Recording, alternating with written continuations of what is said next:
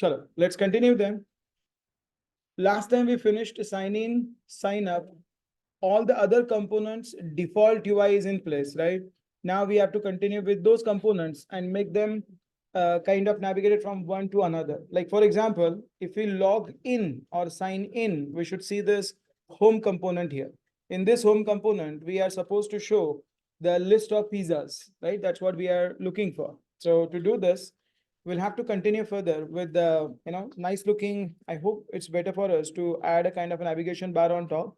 We'll show some pizza menu or pizza, maybe you can say the pizzas grid, and then we can have a cart to see the list of pizzas we have added in the cart, and finally the list of orders. So better for us to start creating a navigation bar. Okay, let's see how it can be done. For this, I'm going to go back to get bootstrap. There we can copy the navigation bar, and then we can make it working in our application. I believe those who are discussing among themselves, they are discussing the same thing, like ab aage kya hoga. So instead of discussing amongst yourself, it's better you watch this and learn from this. This is what I'm going to go with. Nabar. This is the one. It looks beautiful to use this kind of navigation bar in our application. So I'm going to literally copy this and paste it in my code. To do this, I'm going to go back to my components list. This is not a page, this is the components. And I'm going to create a new component called as navbar.jsx, naturally. This is going to be a function, sorry, this is going to be at the heck. This is going to be a function, let's say navbar, which is going to render a simple navigation bar, which is going to look like this. Better for me to keep it like this. Okay. And then we can, as usual, say, what is that? Okay, there are many issues with this.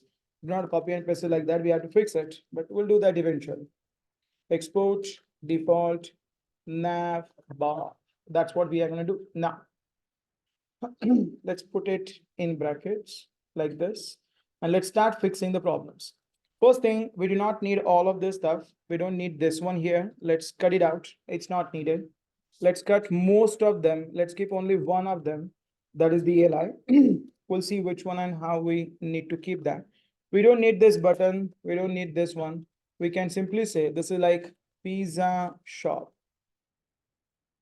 It's pizza. That's all right. Href is not needed. Href is going to make your application reload. So I'm not going to do that. This class has to be replaced with class name. Everyone knows that. So this is going to be like class name, and let's replace that. That's it. We are almost done now. This is the navigation bar where we want to add the home. Yes. We don't need to keep it active. We'll see how it can be done later. This is called as conditional styling. We'll see that. We need a cart, and we need a, what else we do need? Orders. My orders that I placed earlier. That's it. So home cart orders, and we need one more, and that is log out. Precisely anchor tag cannot be used. As you know, if you use anchor tag, your application will reload every time. So better option is to go for a link, which is what we already have used earlier. This is not href, then this is going to be like to.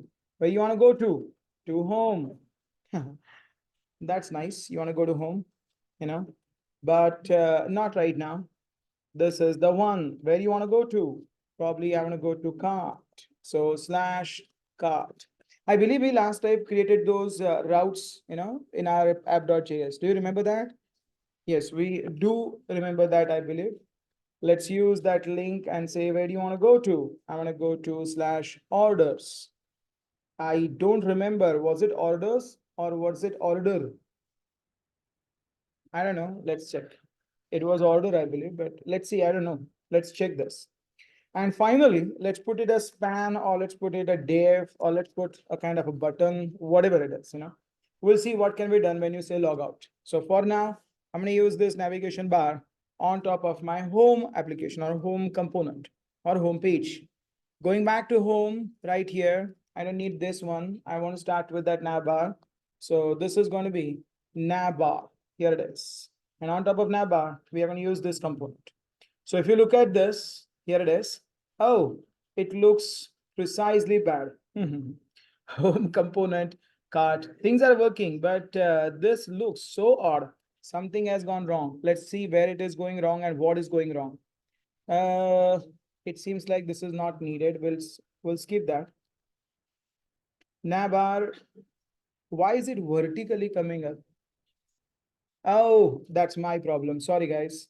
I copied it in a different style. I should have copied that LI, not this one. LI 123, right? That's the reason why it did not work. In single LI, it tries to show everything, and that's the reason it's kind of messed up. Sorry. I'm sorry. I think this is now looking good. Hopefully, that is what I'm looking for, looks perfectly fine. It doesn't look good just because it's kind of in a center part. It should be using the whole screen, should be using the whole screen. The problem here is if you look at the app component, app.js, there we are returning this as a container, it should be container fluid in order to get everything used from start to end. This is the way it should be done.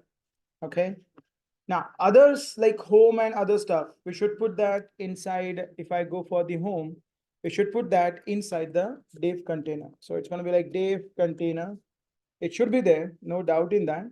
But this is how it should be. Again, don't forget the class name we already have created for H1 title is the title. And this is how we can see. Oh, that's it. Let's fix this feature for others as well. It's going to be like the orders where we have to fix it. There's no navbar imported. Let's import that and say this is going to be my orders. It's all right. Then we need a cart, somewhere here. This is again navbar, and this is going to be the cart. That's it. So if I go back here, if I click on order, logout will not work because we don't have any handlers yet. But I can see that carts, homes, orders, carts, home, orders. Things are looking wonderful, aren't they? Let's look at this logout and fix this once and for all. Now, what do you mean by logout? A logout means you want to go from here to login or sign in page. At the same time, you want to remove the token from your session storage, right? So to do this, I'm going to go back to that navbar and handle this logout button's click event. And you know how it has to be done. So write a function on logout, which is going to be a simple function like that. Here, we are going to go for simply removing the session storage item, remove item, sorry, named, I hope that was a token last time. Yeah, that was a token. So remove this item named token from your cache, from your session storage. And lastly, we have to change the component from here to the sign in. So all we need to do now is like go and say const navigate use navigate. That's it. And then we can say where you want to go to. So I want to go to navigate. I want to go to / or sign in, whatever. Both of them would work. So if I go back and say log out, boom, I'm here in the sign in. If I say sign in, oh, this is wrong username password. Maybe I can say amit@test.com, password is test. If I go to sign in, boom, here I am in the home component. Looks wonderful, isn't it? This is not looking great. Let me change that to the dark mode. I think they have a dark mode which looks way better than this somewhere. Here it is. That looks wonderful. Or maybe we can go for a blue version as well. I think BG primary and this is dark would make more sense to me. Going back in nav, putting it up here and say BG primary would look better. So if I look at my application now, what the heck? Primary should have given me this style, right? BG primary should have given me this style. Okay, that's the reason I believe. This is not needed. Let's see if that fixes. That fixed, but it has created one more problem. BG primary, that is right. Theme dark, that is right. I know. This is what it is mentioned. You have to go for data BS theme tab, data bootstrap theme.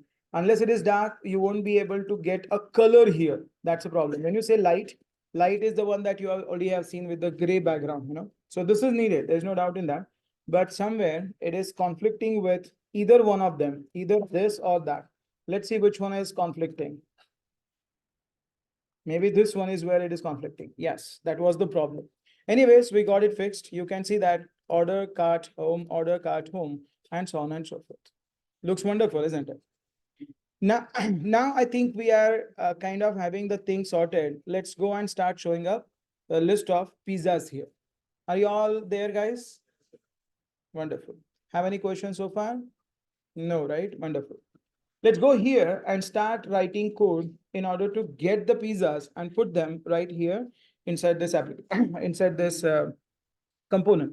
To do this, going back to the services directory and creating a new file called as a pizza.js. And here we'll write the code to get the pizzas from our API. To do this, I'm literally going to copy and paste this code, reuse this code in order to do that. Get all pizzas. Okay, there is no parameter needed as such. All we need to do right now is like create the URL, which is going to look like pizza, I believe. There is no body, as this is going to be a get request, axios.get. But if I call this method now, you will see I'm going to get an error, token missing, because to call this API, a token is required. Let's give it a shot and see if it works. Going back to my home right here, I don't have to say it's home anymore because we are in the home. But if you want, you can keep it, leave it. It doesn't matter. Right now, I'm going to go back here and say this is like items, set items. Pizza are products or items for me.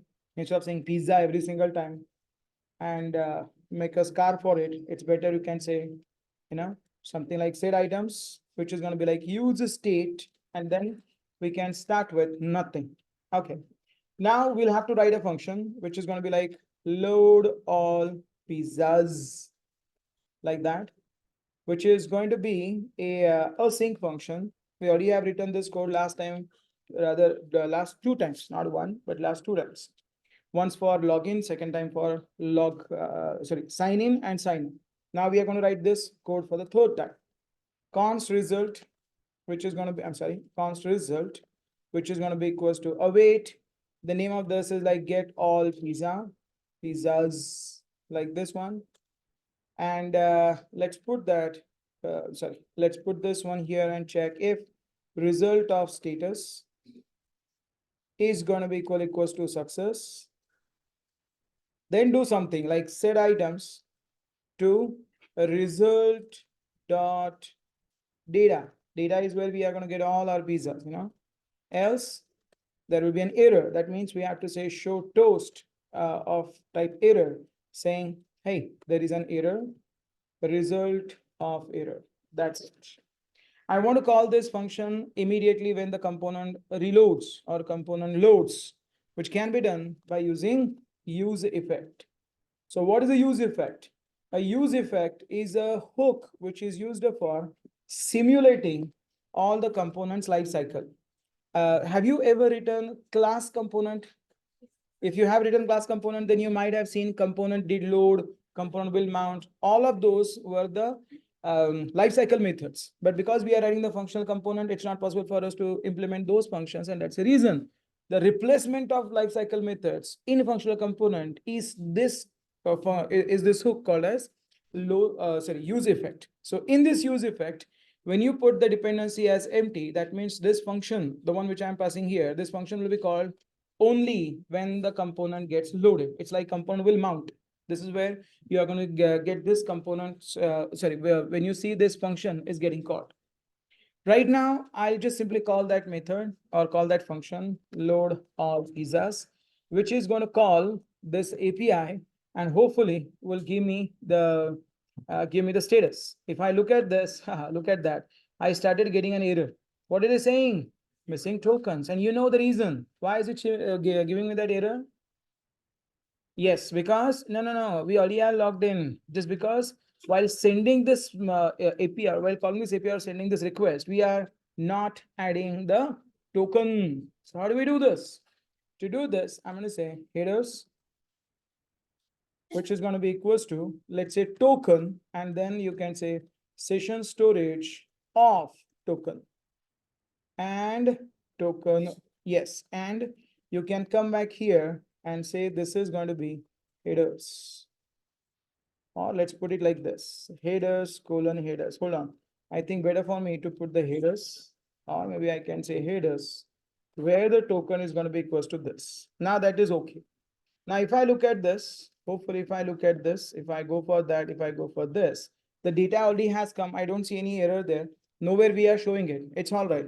But data already has been received. The data already has been loaded inside this items. If you want, I can put this here, console.log result, and you will see on console that we already have got the data. If you look at the console, we already have got the data. You see, data is success, status is success, and I already have got the data. Data is nothing but array of all pizzas. Are you all okay with that? Wonderful. So now it is working. Let's continue further and let's see how should we render this. To render this, first of all, we need maybe you can say a thumbnail. Then we need the name. Then we need the price. Okay, and then if you want, you can go for the details. And then there should be a button, add to cart, right? So let's see how it can be done. Sorry, I'm not getting you. Card, exactly. So we can go for a card. Absolutely. We can go for a card. So probably if I go for UI right here, this is where we can go for creating a small element. To do this, I don't want to clutter all of these things here. Instead, I'll create a separate component, which is going to be like function. This is going to be my pizza, single pizza, you can say, which is going to return a card, sorry, a div with the card as a kind of a card, as a kind of, you can say, a class, and every single card will have three things. Probably you might be knowing it: card header, card body, and the card footer. So if you look at this probably, and if you search for card right here, this is what I'm talking about. This is what you can see. A card, which is like this one, has a card body, a card, there is no header, it is given here, but there is a header, there is a card body, and there is a card footer. I think these guys already have an example here. Exactly. This is what we are going to do now. So they are not using header right now. Instead, they are using an image. We'll use exactly like that. And inside the body, we'll go for title and the price. I hope this will solve our problem. So let us see how it can be done. This is where we are going with the card like this. Inside that, we are going to use an IMG. How should I do it then? Okay, let's see. Right here, we are going with the properties, the props. And one of the props I want to pass here is something like the pizza, or maybe we can say image, we can say title, and we can say the price. That's it. So image, we'll see how it can be done in a minute. Before that, let's go for card body. Right inside this, we need a card title, I believe. So if I look at this, it seems like these guys are using card body and they are using P for card text. Text is like the details, you can say. So what I'm going to do here is, maybe I can say, this is where we can put the, this is where we can put the title. This is where we can say card text. Then we can put the details if we are having. I don't think we are having it. It's not needed, then we can leave it. We can directly write the price in terms of, is it dollars? No. Maybe I can say a rupee symbol. I don't have this on my keyboard, so I'm going to copy this and paste it here. Rupee price. That's it. This is how we will render this. Image, we don't have it yet. We'll see that in a minute. So coming back here, I can say, and probably I'm going to go back and say, this is exactly name of this is items. So maybe I can say items dot, let's say length is going to be equals to, so sorry, what am I saying? Dot map, and then we can say item. Here we can return a new item called as a pizza like this. And then we can pass the details by saying pizza will have image, which is like item of image. Next, the title, which is like item of name. Name is nothing but title for us. And lastly, it is the price, which is nothing but item of price, like this. Hopefully, this will start putting up at least the name and the title like this. But first thing, there is no image here. Now, how do we solve this problem? To solve this problem, probably we'll have to create a static route for the image. Because if you are looking at this, this is where we are getting the image. The image is simply a name. If you look at the postman, you will see what am I saying. If you look at the pizza get, this is where we are just passing name of my image, right? So I want to get this image by literally going through the URL localhost colon 4000 slash in this case pizza1.webp. To do this, we have to enable something called as static routing. To enable static routing, I'm going to go back to my backend, going back to my server.js, and right inside this, we are going to say app.use express.static, which directory it is. I think images directory is what I'm saying. It's like a static route. So whatever the images we are having, if you put the name directly, we can get those without having any specific route here. For example, if I hit this URL saying localhost colon 4000 slash pizza one dot, was it webp? Pizza1.webp. So pizza1.webp. If I look at this, I can get this image here. This is called as static routing. Okay. So within the static routing, we just have to get the image name and append it to the URL. To do this, I think if I go back and say, this is a good option for us to configure it once and for all. Inside my SRC, I'm going to create config.js. And what I did last time is what am I going to do here in my React application, which is going to be like modules. Maybe I can say server, which is located in http colon slash slash localhost colon 4000. This is where my server is located, which means if I go back to my services utils, I don't have to redefine it. I can use this config file by saying import config from config like this. And instead of saying this, we can say config.server. This will give me an advantage, like it can be shared across whole project. I can define it only once and use it everywhere or wherever I need. For example, here, when I want to generate this SRC, it would be like this. We first need to go for config. Hopefully it will get automatically configured. There's a spelling mistake, I believe. Yeah, that's the pizza, like that. Now that is kind of loaded correctly. This is where we can go for a config. Yeah, it got automatically loaded. This is the server. And the plus slash, this is the image. So precisely, it is going to be an example of localhost colon 4000 slash, for example, image1.webp or something. My God, look at that. It's so big. I'm feeling so hungry now. Yeah. Okay, so it's working, but it's very big. Let's fix it. I think they already have got a kind of a class called the thumbnail, if I'm not mistaken, card image top and a thumbnail. I mean, there's a thumbnail as well. But if these guys are preferring this, why not to use that? So you can say a class name. What the heck? It's going to be like a card image top. If I look at this, still it's not fixed because the width and height is very big. No big deal. We can do it ourselves. We can say style, say width. How much should I go for? Maybe 100 pixels, more than sufficient. This looks not bad, I believe. Let's go for 150, I think. More than sufficient. Okay. So things are pretty much working. I can see there is a good image here. Then there is a title and then there is a price. It's not looking great. It's just because it's a P. It's better we can change that to dev. So at least they will come near. And then we can target them and start styling them. Again, choice is yours, how you want to do it. Style, where we can say font weight is going to be equals to bold. Let's make it a little bit bigger. Font size, let's make it almost like 19. Hopefully that looks okay. That looks okay. Price, I think better for me to put the price in a span. So it will be easy for me to target that. Copy and paste. Font size, make it 17. So this is going to match 117. This is the price and blah, blah, blah. I think things are looking great. Now, the only problem here is they are kind of in a vertical orientation. How do I fix it to the horizontal? How do I fix it to the horizontal?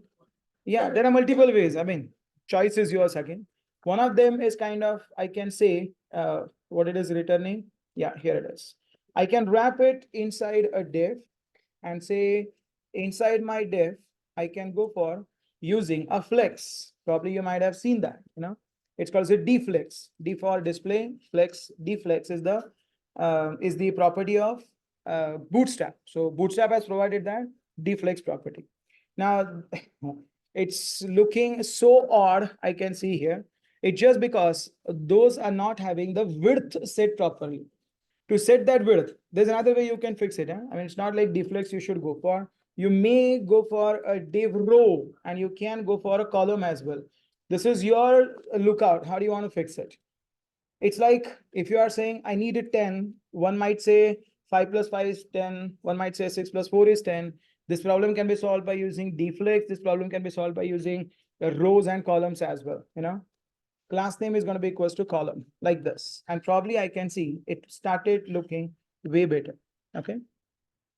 Seems like it is looking good, but that image, it's kind of cornered, doesn't look good. One more, I think it's better for me to add at least a couple of more pizzas, that is so empty, I'm not able to decide whether should I visit this store or not. They are having very limited options, Better for me to add a couple of them so that I can see some good options available. Let's add this one. Pipi paneer. Wow. What the heck is that? Have you ever tested it before? I'm not a pizza guy, they said. It's very unhealthy. I don't like unhealthy foods, so I don't eat one. Yeah, paneer is healthy, I know. But when you put that in pizza, it becomes so unhealthy.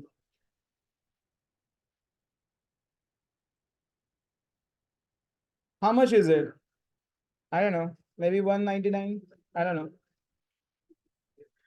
Mexican green wave. Wow. I'll have to purchase a Mexican ticket then to eat this pizza.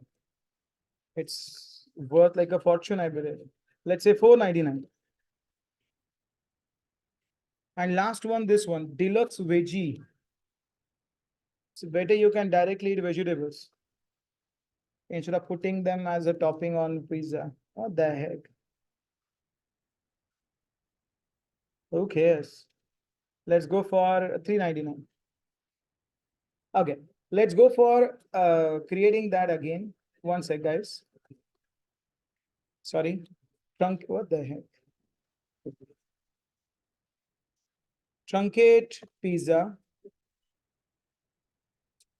And let's insert all of them here. Oh, sorry.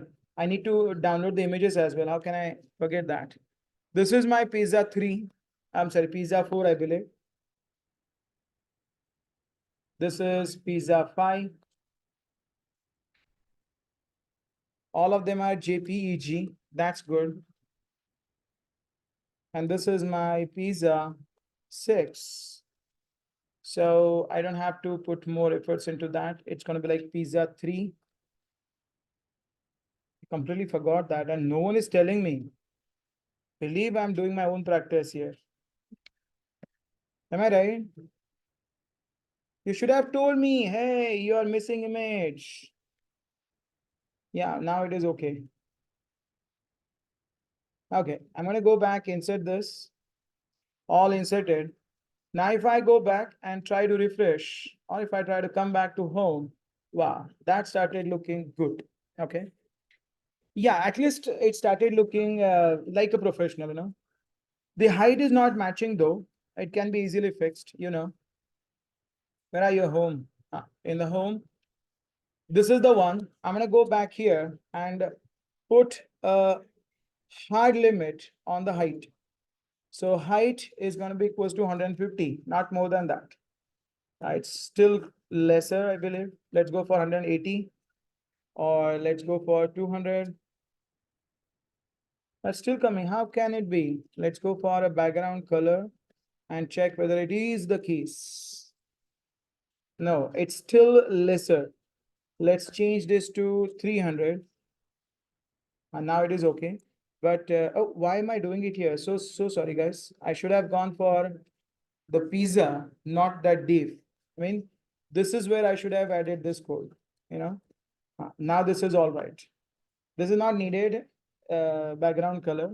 It's just like the width I'm setting up. 300 seems like it's too big. 270, it's 280. I think we need to add one more button as well, right? The button to add this pizza into the cart. Are you all getting this point, guys? Wonderful. Things are settling up. I think I should go for adding a div and see if it works. If not, then we can set it to all of them. Sorry, we need to say style and say that text align to center. Image is a kind of inline guy, so we can set it by using a text inner. I'm sorry, the other text align property. This is the way we can do it. Simple as that. Let's add one HR. So it will have a kind of a line in between, and then we can go for it. It doesn't look good. Leave it. मैंने कुछ खाने आपने कुछ सुना नहीं. Leave it. Okay. Things are looking good to me at least. Now let's go for adding a button, the last button, and then we are done. Here it is, right after this price. Let's add a button. Let's add a div first. Let's add a button, BTN dash, which color? Maybe I can go for success. BTN SM for small. And I can say add to cart. Simply say add, more than sufficient. This could be the keys. Or I leave it, doesn't matter. I bet you will do it on your own if you want. Okay. Will you? I knew it. No one will say yes, we'll do. No one. I know. Anyways, to fix this problem, what I can do right now, it's because the title is having a kind of, in this case, it's like a big title. That's why it is kind of splitted it into two lines, you know. What is the better option? The better option here is to either increase the width to match that or limit the number of characters you want to put in the title. Both of these are options available for you. If I want to put it quickly, I can go back here and instead of saying call, I would say call 3 or 4. Call 3 would fix, I think, or call 4 would fix like this. But this doesn't look good, right? So better option is to limit the number of characters we can show in the title.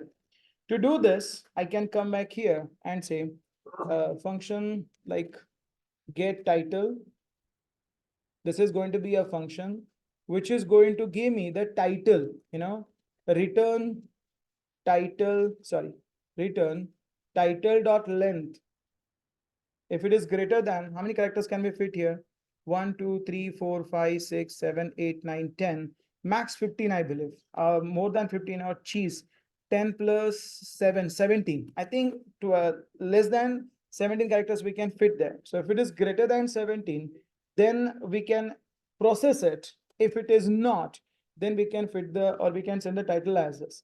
If it is not, then we have to say title dot substring, and then we can start from 0 to 17 plus we can say dot dot dot, meaning it will show first 17 characters and then it will show dot dot dot. I believe substring would work. Oh, sorry, didn't call that function.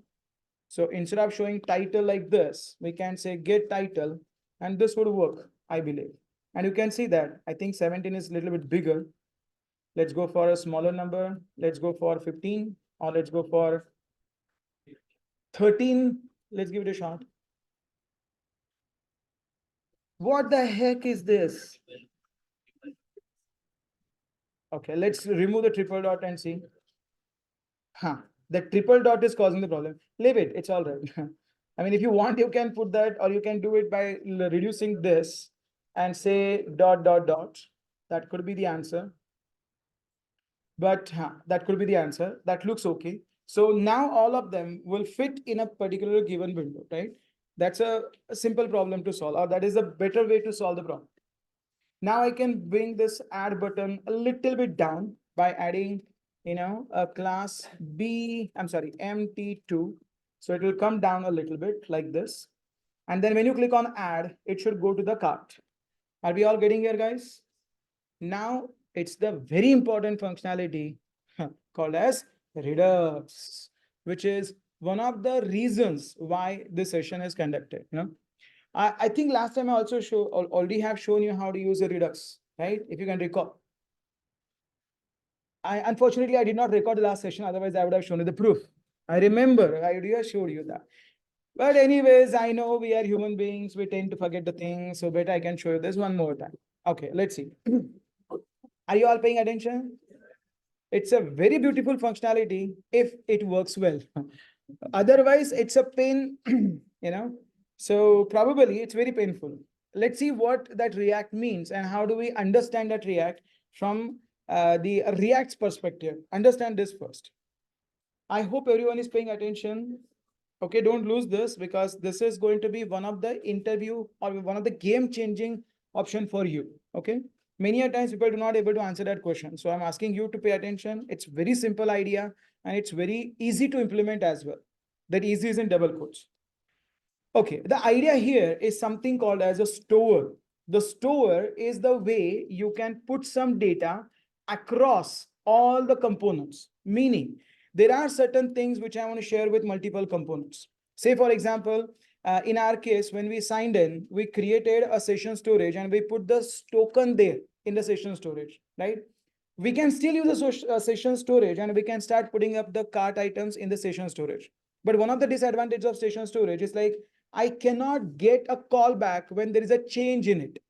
Probably when you are in Amazon, you see a cart button here, right? And when you add something into the cart, it automatically updates the number of items you are having in the cart, which means this component here, something like a cart button, should get updated when there is a change in the cart, which has been managed by some different components. In short, this is what I'm trying to say. Understand this. This is a store, which is generally called as a global store. Let me put it like this. This is called as a global store. While implementation will create this as a store. Store means it's a global. Why it is a global? Because it is shared among all the components of your application. The idea behind this here is, I have these three components here, in which case, if I am in this, let's say, home component, and if I have a product, say this is my pizza item or pizza product that I want to add in the cart, this home component should add this inside the global store. And this global store is accessible to all my components in my application. This is the beauty behind or beautiful architecture given by this Redux, which is saying I can give you something as a global store, which can be accessed throughout any of the components there, any. So for example, when the home tries to put some data inside the global store is giving you a call back whenever there is a change in its store. For example, whenever there is a new item added in the global store, whoever is listening on that store will get a call back and say, hey, there's a change in it, there's a change in it, there's a change in it. So the good part of Redux is like it provides the global store that can listen on. For example, I can listen on the global store continuously and say, whenever there's a change, call my function back. So whenever a home component adds a new pizza into the global store, the global store will update the cart and say, hey, cart, there is a change in the store because someone has added the pizza in it. So I want to implement something like this. I'll show you how it can be done. It's very simple. You just have to pay a close attention to it. I think I missed one more component in between, which is called a nav component, a navbar component, the one which we have just added right now. The navbar component. So the idea behind here it is, let me put it like that. Home component will add a pizza into the global store and immediately the navbar will get to know like, hey, there is a change in the pizza, change in the store. So by default, I want to show how many items there are in the cart. So right now, if I go and say hardcore it, if I go for the navbar, where is a navbar, components navbar. If I go back here and say this is the cart, when I say 0, this 0 is hard coded. When I say add this pizza into my cart, I want this cart to change from 0 to 1. Do you understand that?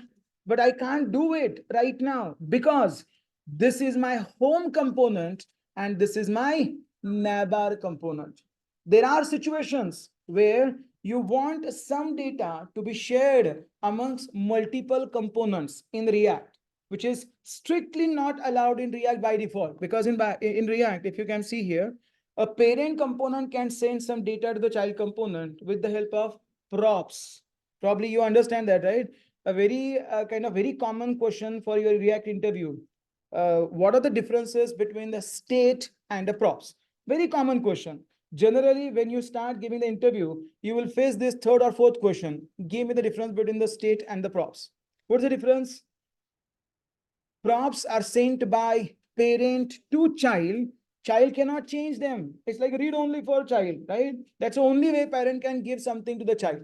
At the same time, state is managed by child or managed by every item individually, every component individually. And that is a read writable. That's a major difference. And that's a reason you can't add something to the state. You can't change something in the state, which is not possible in the props. Have you ever seen modifying your props variable? Even if you try to, you will get an error. It is read only. So props cannot be modified. But there are situations like the one which I'm explaining right now. I have a home component, I have a navbar component. When a home component changes something, I want navbar component to know, hey, it has changed. This, if you want to implement in React, has to be implemented by using one of the two options. Listen to me very carefully. The question generally asked in the React interview, how do you share data amongst multiple components? There are two ways to do that. One of them is the Redux, which is more difficult version of it, which is more common as well, and which is more proficient and maybe preferred as well. But other than Redux, there is another alternative given by React itself called as context. Earlier I mentioned I'm creating that playlist. There is one more hook called as use a context, which will give you a context object. This is generally known as context API. So the question generally asked here is, what or rather, how many ways you can share the data amongst multiple components? What's an answer? There are two ways. One, context API, and the second, Redux. Which one would you prefer? No, the answer is it depends. All the time. Answer, it depends. What it depends on? Listen to this carefully. When you are having limited number of components where you want to share the data, always prefer context API, because adding Redux is really painful. It's not that simple to add Redux. It's not difficult. It's not very simple to visualize how Redux works. It's very difficult. I'm telling you that, you know. Context, on the other hand, is very simple and it's very straightforward. There is no extra dependency. There is nothing that you have to install other than using a React. And that's the reason why context would be preferred when you are having limited number of components when you want to share the data with. But when there are many components where you want to share the data, always prefer using Redux. Redux has a good tools which can be used for debugging purpose, which is very difficult when you are going for use context. And that's the reason I'm skipping context and directly going with the, maybe you can say advanced or you can say difficult version of it. Context, you can do it yourself as well. It's just like you are using a use context hook, get the object and start putting it up there. Video is coming in that case. Right now, I'm showing you how do we use Redux. Redux is a prominent, it's a proficient, it's a preferred option in the React industry. Okay. Now let's understand what is the Redux one more time. A Redux is called as a global store. Global store means the store in which you can put the data and that data can be shared among multiple components. One might say, what's the difference between the global store and the session storage? Both of them are doing the same thing, right? Have you not used that token in home, which was created by login or sign up component or sign in component? Yes, we did it. But when the sign in component added that token, did you get any notification or did you get any callback in home? You did not, because you added that in the session storage. कुछ हजम हो रहा है क्या? So a session storage is used for the static data. But when you are looking for the data where you are expecting some callbacks, when the data changes, you are expecting some callbacks, you want to go for a global store, and the global store is maintained by a library called as Redux. People are having many different misconceptions. Redux is not given by React. Redux is a third-party JavaScript library which can be used without React as well. So it can be used in a plain JavaScript library, or plain JavaScript application. Video is coming later. So in that case, just remember, Redux is an independent library, JavaScript library, which do not have any kind of dependency on React. You may use Redux in React. You may use Redux in Angular. You may use Redux in Vue.js. You may use Redux in any JavaScript framework that you want to go for. React is one of them. So we are using Redux in the React. When you are using Redux, the newer approach, there are two ways you can do that. One of them is called as only Redux, which is kind of deprecated now. And we are using today, it's called as a Redux toolkit. This is called as a Redux toolkit because not only it brings a Redux, it also brings different tools, which can be easy for you to debug your application. So this is called the Redux toolkit, which is giving you a Redux implementation in your framework. But because we are using Redux in a React, we have to install two libraries. One of them is a Redux and the other one is a React Redux. I mean, Redux toolkit, and the second one is React Redux. If you go here and say get started, you will see that right here. This is what I gave you earlier. This is like Redux toolkit, the one which is going to add the Redux. And because we are going to use it in the React, you can say React Redux. So we already have installed that earlier today. The whole big command which we used earlier, it was including that two libraries as well. Anyways, so it's there. Now let's see how do we add the implementation here in our application. Are you ready, guys? Wow, what a response it was. Are you ready? Let's look at this. It's going to be a little bit difficult for the first time, but once you understand that, it's going to be very simple. Okay. I would say better you start following this guide and literally copy and paste the code just to see if it is working. If it works, later you can add as many things as you want on your own. Okay. Let's see how it can be done. First thing, I'm going to start with this guide and say, I don't need that RTK query. This is like the React toolkit query, not needed. We are using Axios for that. I'm going to directly jump on this one and say quick start. This is where we are going to start creating a store. So what these guys are saying, first create a file named as a store.js and call a function called as a configure store. This is the store which I just showed you here. This is the global store. This is what I'm going to create. Where? Inside a file named the store.js. So going back here, inside my src, I'm going to create a file called as a store.js and put that code as is. From Redux toolkit, I'm importing a function called as a configure store, creating an object called as a store, and it has a property called as a reducer. What is a reducer? We'll see that in a minute. This is the store object. One more time. I'm going a little bit slowly this time because it is very important, sometimes a bit difficult, sometimes a bit, becomes a core part of your application. Like in my case, unless the items go to cart, I cannot place an order. So it becomes a core part of my application. So in this case, I want to go a little bit slowly to understand what exactly happens here. First step, create a store. Have you created a store? Yes. What is there in the store? There is nothing. It's completely empty. As you see here, this is an empty store. There is nothing inside it. Okay. Actually speaking, a store is made up of something called as a slices. And that's the reason why we want to create few slices here. Let's see what do you mean by slices, one by one and step by step. This is how it looks like. Maybe I can send it to back. This is a slice. You can say this store is made up of different slices. Maybe I can say this is my slice 1. Maybe this is my slice 2, and so on and so forth. The store is made up of multiple slices. You see, this is another one. Let me send it to back and say this is my another slice. Maybe I can use a different color.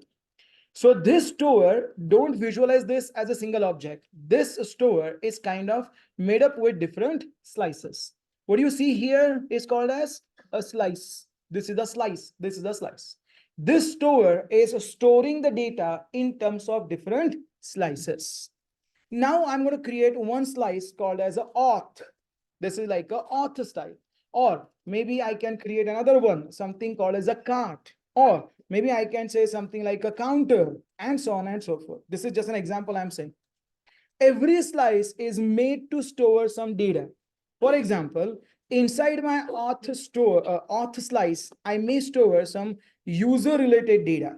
For example, I can say user information here, like user's token, user's first name, user's last name, and so on and so forth. This is my user specific data. I may put it inside this slice named as auth. Inside my cart, I keep on building, let's say, items data, which is going to hold all my cart items that I want to add inside my code or inside my application. Maybe counter is where we want to store, let's say, a counter, simply like a count, which is going to maintain the count of it. Not something that I'm going to need it, but all I'm trying to say here is like, as you need some data to be shared among the whole components of your application, you're going to split them into different slices. What a store is made up of? Slices. Those slices are managed by different reducers. So the one which you see here, a reducer, this is where we are going to need a reducer to manage that slice. So actually speaking, let me put it this way. Actually speaking, the slice itself is going to be adding that reducer for you. But for your understanding, all I can say right now is like every slice is going to have a data, and that data will be managed by a reducer. There are only three things in Redux. One is called as a store, the second one is called as a reducer, and the third one is called as an action. So there are three major parts of Redux: a store, a reducer, and an action. Let us see what you mean by that one by one. A store is made up of multiple slices. Every slice is managed by one reducer. Let's see now. I've got a store right now, which is empty at this point. Now I want to create something called as okay, first let's add it. We are saying like the store that we are adding, we have to provide that to the application so that application can share the store in all the components. Look at this.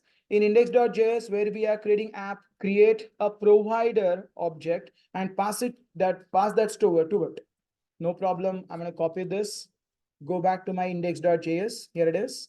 Put it there, and then we can say this app should be added right inside the provider like this. This is the way we are going to configure it. If you look at this, app is now under provider. Last time the app was under browser router. That's the reason I could use a routes and then the route configuration. Now my app is under provider. That means I can use this store anywhere in the application. And you know that all my components are loaded in app. That means every component will have an access to this store. You getting my point, guys? That's why it is called as a global store. Why is it global? Because it can be shared amongst all the components of your application. And how is it possible? It is possible because look at the line number 15 to 17. You can see that your app is wrapped by the provider which has an access to store, which means your application can access that store from any of the components in it. Wonderful. That's my second step. The third step is where we want to create a slice. What is a slice? It is a part of your store. A store is made up of multiple slices. One of the slices is what we are going to create here. So this is one slice. Probably these guys are calling it as a counter slice. We are going to call this as a cart slice. Why? Because we are maintaining cart items inside it. That's the reason. Now, how do you do this? You do this simply by copy and paste. Reuse. To do this, I'm going to create a new directory. Generally, it is called as a features directory. Not necessary. It's not kind of maybe compulsion. It is a convention. Conventionally, all the slices are added inside the features directory. So I'm going to create a new slice called as a cart slice.js and simply copy and paste it. Now let's see what are different things that we need here. This is called the initial state. Initial state means when the global store is going to create this slice, or when this slice gets added to the store, what is the status of your items you want to start with? That is called as the initial item state or initial state. This is a simple object that we have created. It's not needed to be like this. You can add it separately as well. Inside this, what I'm going to start here is like items will have nothing. This is an empty array. Naturally, when we start our application, we don't want to put anything in our cart, and that's where we are saying the items will have an empty array. There will be nothing inside it. Okay. Now we are creating not a counter slide. We are creating something called as a cart slice. This can be created by calling a function called as a create slice, which is provided by Redux. So it is saying, hey, I want to create the slice. What is the name of your slice? Of course, it is a cart. Cart slice is having a name as a cart. What's the initial state of it? Initial state is right now having items empty array, or there is nothing inside my items. This is what my initial state is. Which means right now, if I look at the cart, it has an array of items, but this array is completely empty, which means it looks like this. This is an empty array. Hold on. I think better for me to keep that array separately. This is an array. Right now, this array is completely empty. There is nothing inside that array. This is my initial state. Okay. Right now, even if you are going from navbar, cart, orders, or home, what will you find inside your cart items? Nothing. It's an empty. But we need to modify this items array, isn't it? For example, from home, when I want to add a product or maybe add a pizza inside this cart item, I need a function to do that. Are zinda ho kya? We need a function to do that, right? Who is managing this? Who is managing this array? It is managed by the slice, which means who should hold that function? Of course, it is the slice. This is the cart slice, right? This is the one which is given inside something called as reducers. What I said last time, a reducer is used for managing your slice. In this case, managing means there are only two things. Either you want to add an item to the cart, or you want to remove an item from the cart. कुछ हजम हो रहा है क्या? Okay, how it can be done? Okay, these guys have a function called as increment. No, I don't want to do that. I want to add, let's say, add item. That is a function that I want to use, which has a function or which has a parameter called as a state. What is this state? The state is nothing but the current state of this slice. Current state of this slice is having items in it, which is empty. So what I'm going to do right now is like I can say items dot, I'm sorry, state dot items dot push, because I know this is an array. I can use something called as a payload. There are two functions here. One is called, there are two parameters here. One is called the state and the second one is called as a payload. Payload means what you are going to pass to that item. So this function will get one implicit member called as a state and one explicit variable or explicit parameter called as a payload. Payload is nothing but my item. You don't have to say it's a payload. You can use it anything. The variable name depends on you. We generally call it as a payload, but it's all right. You can do it like this. You can say it is like the payload, or you can say this is an item. Not directly we should add it, but I think we'll see that what it is there and how do we take care of it. We don't need this decrement. We need rather something called as a remove item. Remove item. How do we deal with it? We'll see that later. Right now, just add those two functions. We'll first implement this add item and we'll see how that item gets added to the cart, and then we'll decide how do we remove it from the cart. Okay. How many reducers do we have right now? Two reducers. What is a reducer? A reducer is something which manages your slice. In our case, those are nothing but the functions, because unless we have the functions, we cannot manage the state. So these are actually the functions which are in React context called as reducers. I'm asking this one more time. Are you all in sync with me? Okay. So what have we added right now? Two reducers. Those two reducers we have to define, or we have to export from this function, from this slice, not function, from this slice. One is this add item, the other one is a remove item. This is not a counter slice. This is rather a cart slice. Now pay attention to what am I saying here. Those reducers which are used for managing your slice will be exported as something called as actions. So you look at it from both the angles. A function from slices point of view is used for managing the state. From caller's point of view, it's just a simple function which is used for managing the state.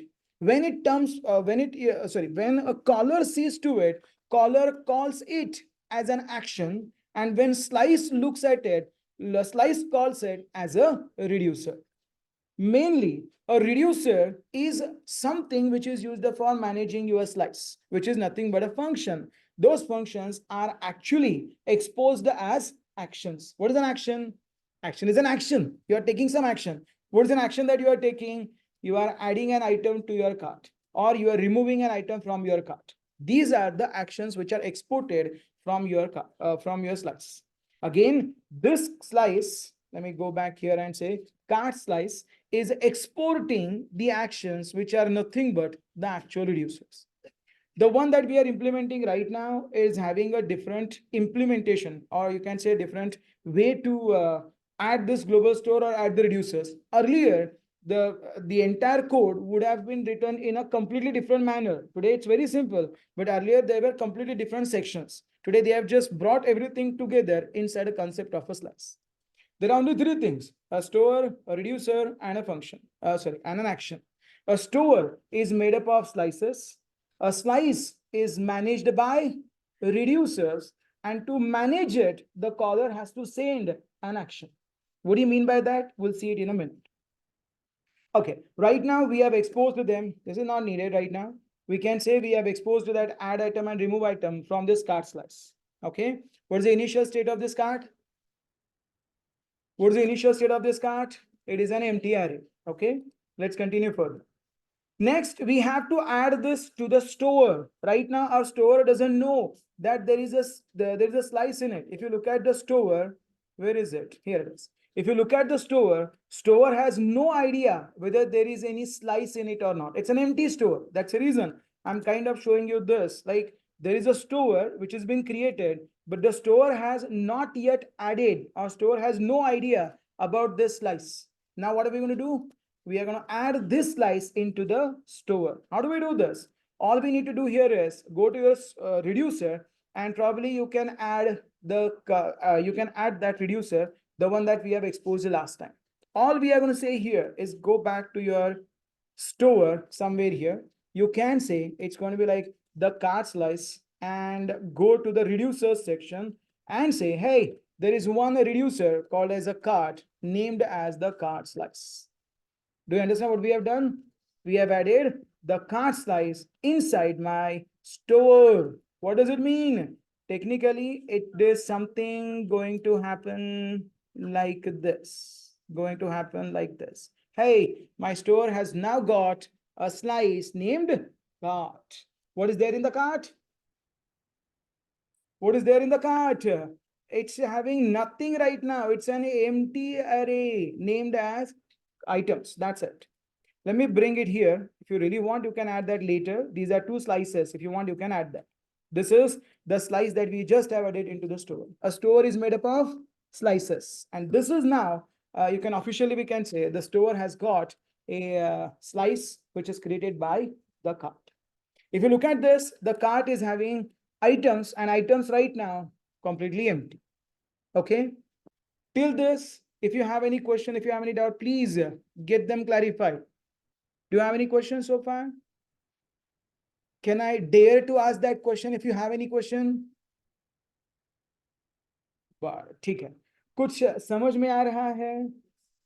Okay, थोड़ा थोड़ा, I know, थोड़ा थोड़ा आ गया, ये भी आपके लिए बहुत ज्यादा है, क्योंकि given the time and given the restrictions, we are giving, I mean, we are kind of looking at the final application. Actually, this should have been anyways. So right now, what I'm saying is like, this is a revision class, not the first time class. This is the revision class.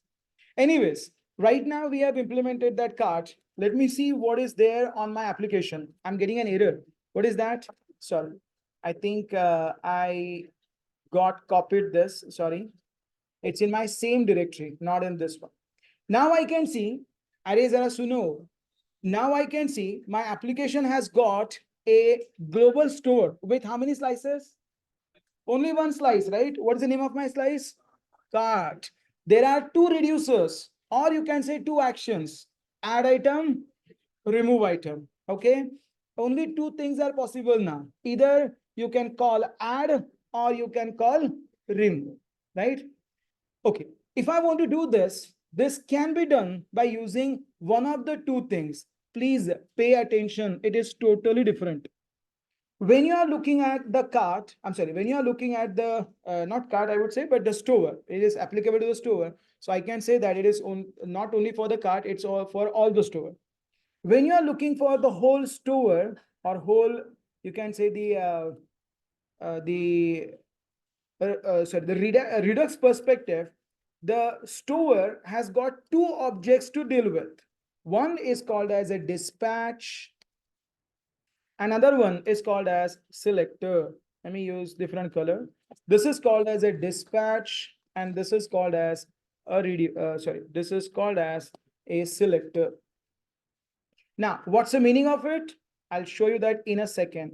Now, this is crucial for you to understand. What's the meaning of it? Because if you do not understand this, you will not be able to get anything from store or put anything in store. This is a crucial. This is the last portion of it. And we are done, rather.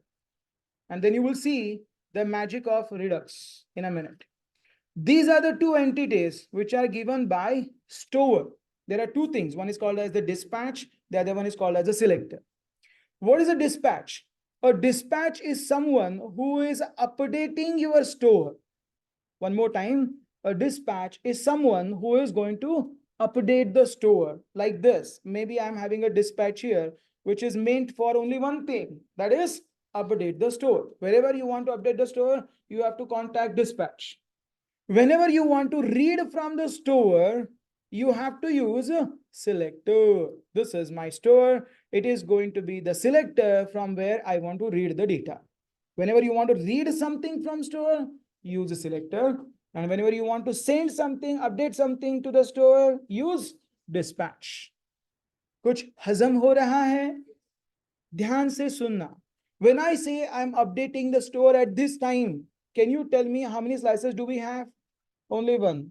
How many functions or how many reducers that cart slice is having? Two. Add item, remove item. With those, I am modifying the state of my, I'm saying store, but precisely it is a slice. Because when I say I'm updating the slice, eventually I'm saying updating the store, because store is made up of my slice. So when I say I want to update the store, I have got only two options. Either I can say something like add item, or I have another option, which is remove item. So these are the only two options I have got. Remove item. Now see, I want this from you guys. Can you tell me, like, who will call or who will use these two functions? Let's say add item and remove item. Who will call them? Okay, among these two, who will call add item? From where are you adding the items to cart? Home, naturally, which means the add item has to be used by home component. Who will call remove component or remove item? Of course, cart. So both of them are having one action each, where the store will get updated. You getting my point? How do you update the store? You have to call dispatch, which means these two guys, home and cart, these two guys must connect to dispatch in order to get their functions called or get their actions sent. For example, this is my action. Let's say add item. How do I add an item? From home, I have to send this. This is actually a function. This is an action. Action is nothing but a function. I have to call this function and pass it to the dispatch. Dispatch will use this function, pass it to the cart. What cart does? Cart knows, hey, whenever the cart slice, where are we? Here is it. So whenever cart gets this function called, it knows there is a payload called as an item. What it will do? It will simply add the item to the states items array. This is my state. The state has an items. Item will have that new item added inside this by using this add item. Add item has to be sent by home towards dispatch. Dispatch is the only option for you to update your update your store. Okay, how do you do that? This is what I'm trying to show you now. Watch this, pay attention, watch this. I'm going to go back here. Do I have a console.log? Yes, I do have a console.log. I'm going to go back one more console log and say inside add item of, what's the name? Cart slice. Cart slice. Okay, here we are. Okay, we'll see what is the log is being generated now and when the log is being generated now. I'm going to go back to my home component, pages, home, and there I want to have this button to add my product to my cart. Okay, pay attention. I'm going to go back here and say const add item, add item to cart. This is an item.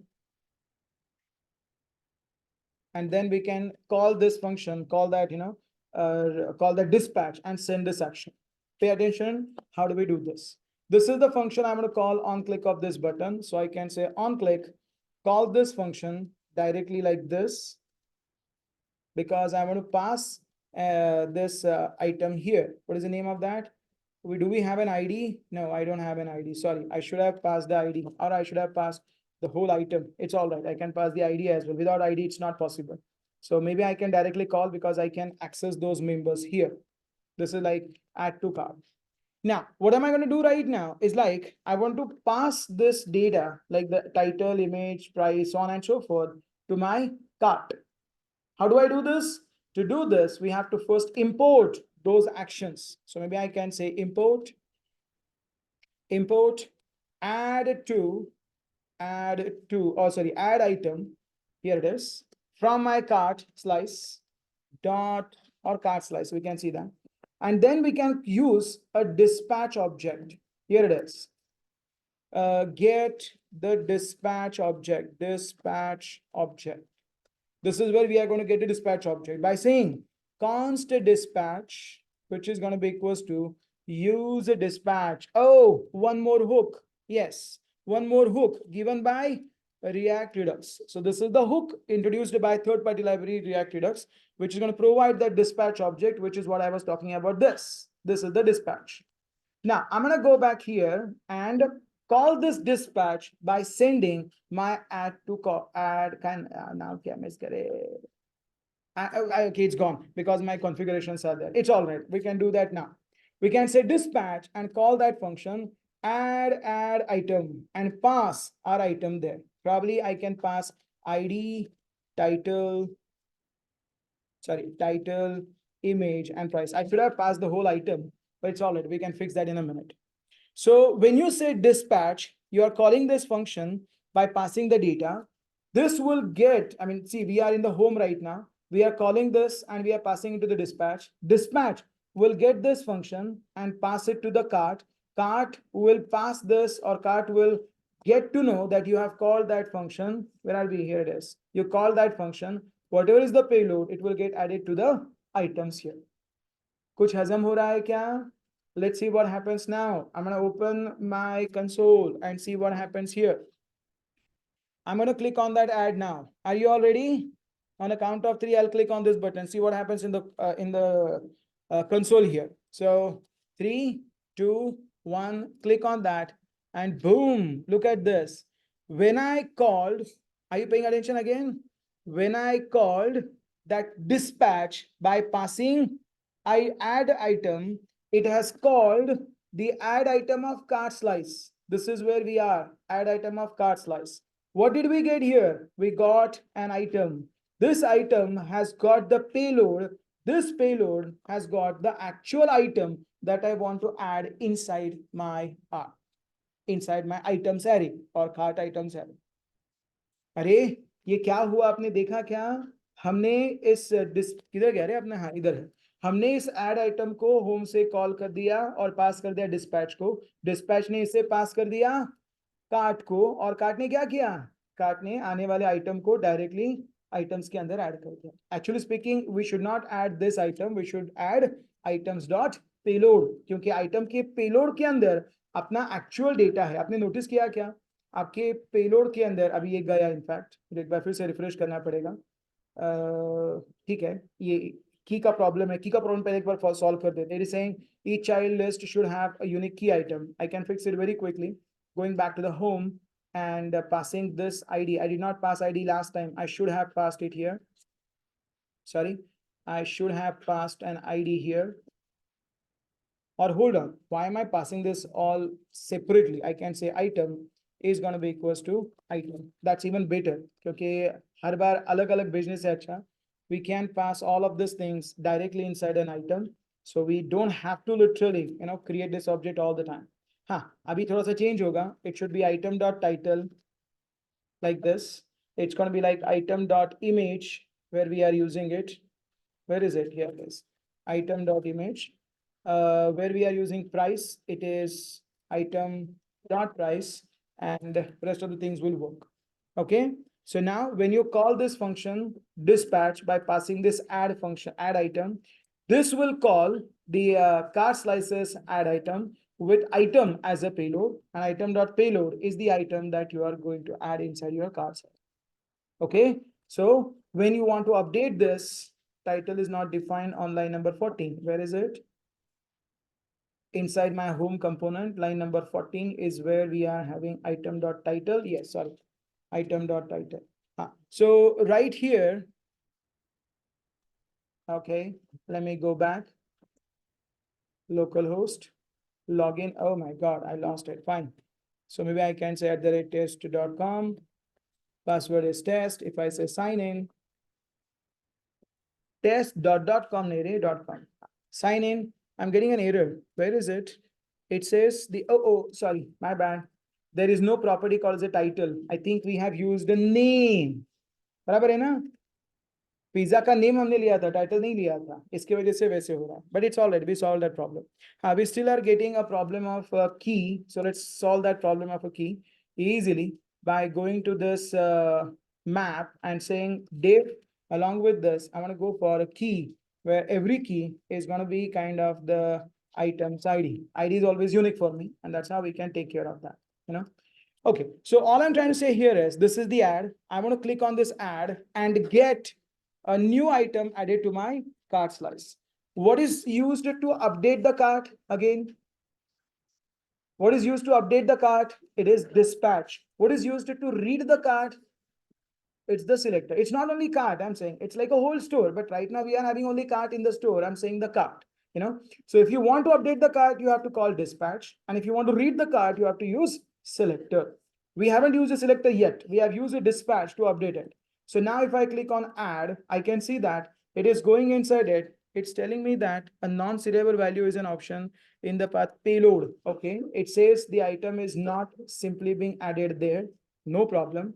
I can go back to my cart slice right here. And instead of adding this item as a payload, maybe I can go back and say JSON dot parse. I'm sorry, JSON dot stringify item dot payload. That's how it is. I can put a string version. If it is saying it's not serializable, no problem. I can put it like this. So when I say add, I am circular structure JSON kidhar. Ek second. What am I getting there? Let me say it one more time. I did not pay attention to what am I getting there. One sec. I'm getting a type. That's all right. This is item dot payload. Oh, I'm not passing the data, I believe. Yes, that's the problem. Ek second. Home component. This is an item. That's right. Am I passing an item? Yes, I am. Add to item to cart.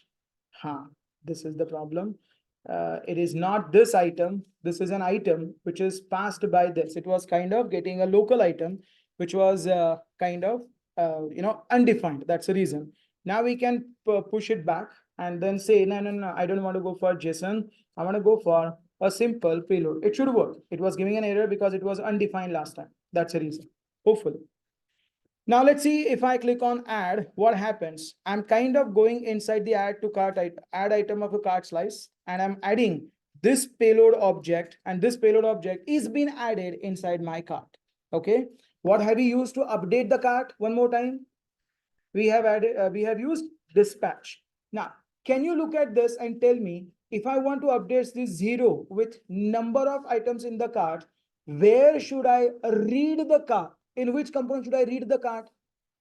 What is this? A navbar. In the navbar, I should read the cart, right? How should I read the cart? What should I use? Selector. So going back to the navbar, somewhere here, where is navbar? It's in components. And then here, I want to read the store by using selector. Create, or maybe I can say get a selector. What is the selector? A selector is used for reading the store or store's current state. This can be done by saying const cart maybe is going to be equals to use a selector. Here you are going to get the whole state. Out of that, you are going to return only the cart slice of it because you are interested in cart slice. The cart is the slice that we have used last time, you know. Whenever there is a change, watch this. I'm inside the navbar. Maybe I can say inside navbar. Maybe I can say this is the cart. Watch what happens here. This is going to be automatic. Automatically is going to update it. Watch this. I am in the home component. Guys, please pay attention for sometimes. Those who were asking question last time have gone to some different world. Sir, it's important for your career. That's the reason I'm kind of putting my energy there. But if you're not interested, leave it. I don't mind it. But again, this is important for your career. That's the reason. Anyways, where am I in right now? Which component am I in right now? Home, right? Who is updating store? Home. Who is updating store? Home. Where are we reading it? Navbar. Do we have any connection with home and navbar? No, those are two different components. But look at this. If I click on add, boom, did you see that? I am inside the home component. I am updating it. It has gone to cart item and immediately I got to know inside navbar, this has got an item with 2 objects in it. कुछ हजम हुआ है क्या? The moment, let me refresh this whole application so you can see there is nothing. So moment you add this item, immediately store has asked those components which were supposed to listen, which were supposed to read that, hey, something has added inside it. So I have got that cart here, which has got the items, which means now if I want, look at this. Now if I want, I can come back here and replace this with cart dot items dot length. This is going to be so dynamic. Watch what happens. This will remind you the Amazon's implementation. Watch this, what happens now. By default, we start with nothing. How many items do we have in the cart? 0. Now I'm going to add one item. How can I show you this? I can show you this like this. Look at that. We are having 0. Are you paying attention? 3, 2, 1. Click on add. Boom. Look at that. The cart automatically got updated with one item. One more time. I'm looking for the double cheese margarita as well. Clicking on this. 3, 2, 1. Click on that. Boom. Look at this. You have got 2 items. अरे कुछ हजम हो रहा है क्या? This is called as a global store. The global store is now getting shared among these 2 components. Here you are updating. Here, I'm sorry, here you are reading. Actually speaking, this is how I should put it. The navbar is using selector to read the data. The moment it gets updated, immediately those who are interested will get to know, hey, something has happened. It is so immediate. It is so, you can say precise. Immediately, if you add it, immediately you will get the notification there. That's the beauty of using Redux. That's the reason why people love Redux. Yes, sir. Once you refresh the page, you are going to lose everything. React is not for permanent storage.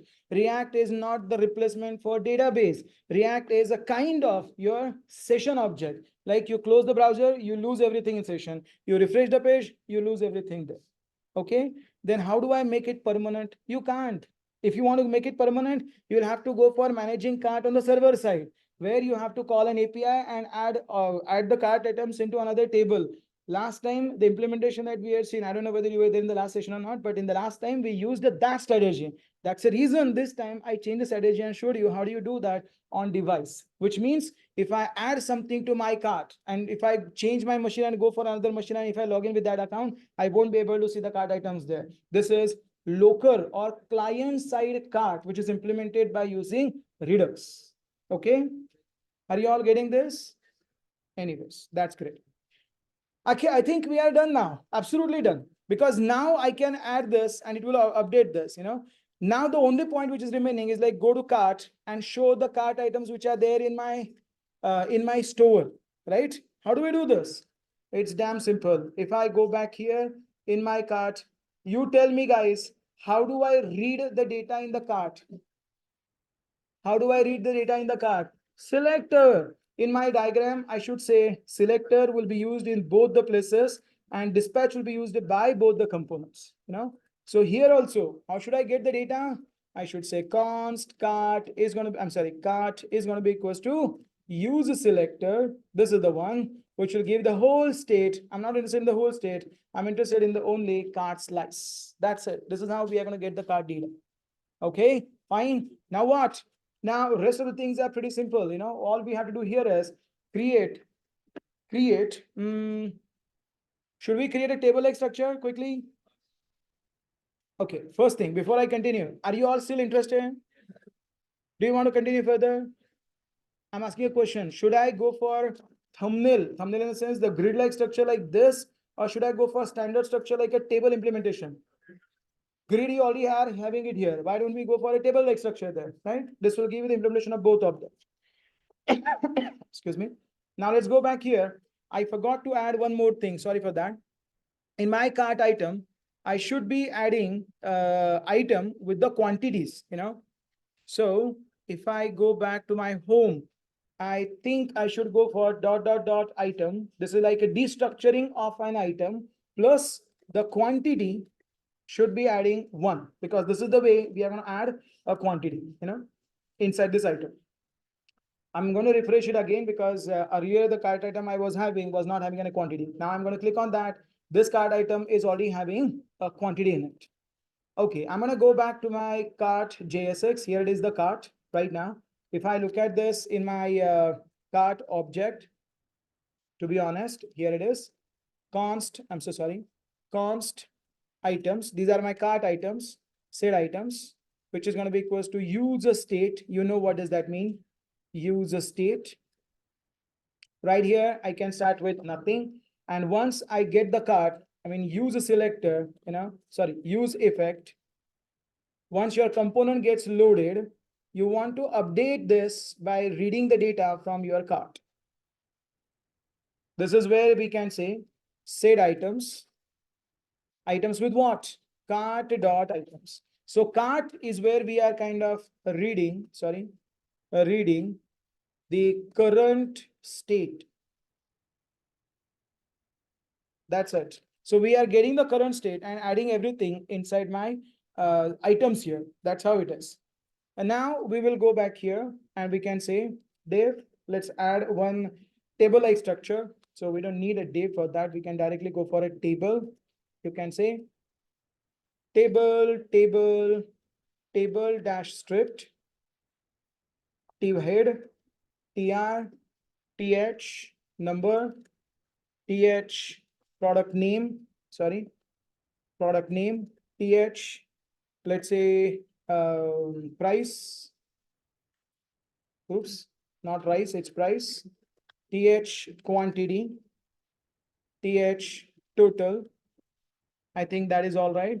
And lastly, we can go for a t body where we can create, what's the name of it? Items dot map item equals to this return ATR. I'm not sure how many of you are still paying attention, but this will show you how do you implement the cart in your React application. This is like an action. Along with this, I need the index as well. Map give you both item as well as index. I can go for index plus 1, which means 0 plus 1 is 1. So it will start from 1, 2, 3, 4. Next is, what's the name? Name. So it's item of name. Next is name. Then there is a price. Item of price. Then we have item of quantity. I'm getting a feeling like you wanted to complete your project and that's the reason you asked me to complete this on behalf of you. Am I right? This is what I'm getting feeling because when I'm typing some code, when I'm explaining something, you people हो रहा है जाने दो हमें copy paste करने को मिलेगा ही. I'm not going to share the code, huh? You have to watch the video and you have to write the code on your own. I'm not going to share the code. Okay.